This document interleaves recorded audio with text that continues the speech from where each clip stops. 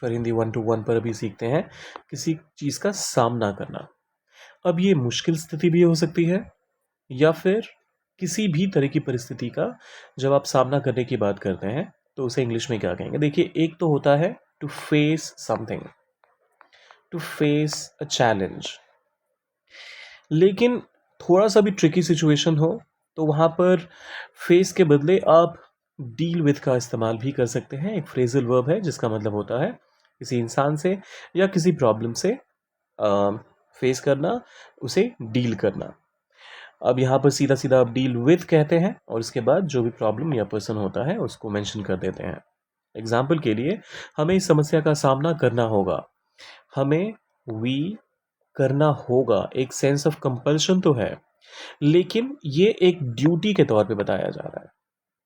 मतलब अगर ये हमारी समस्या है तो हम ही तो सामना करेंगे।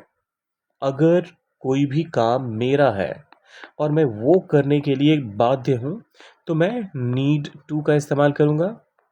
अगर किसी एक्सटर्नल फोर्स की की वजह से, सॉरी, तरह से नहीं, वजह से मुझे ये करना पड़ता है तो फिर हैव टू का इस्तेमाल करूंगा। तो यहाँ पर मैं वी नीड टू का इस्तेमाल करूंगा। वी नीड टू, समस्या का सामना करना होगा। Deal with, we need to deal with इस समस्या का, this problem. We need to deal with this problem. We need to deal with this problem. कुछ और एग्जाम्पल्स आपके लिए। वह मुश्किल हालातों से अच्छी तरह निपटता है। He deals with difficult situations well.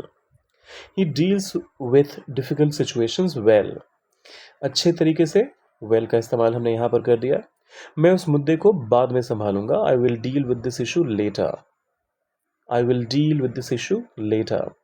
तुमने इस स्थिति को कैसे संभाला? इसका ट्रांसलेशन आप कमेंट्स में डालिए और जाने से पहले सब्सक्राइब, लाइक और शेयर कर दीजिएगा। मिलते हैं जल्दी।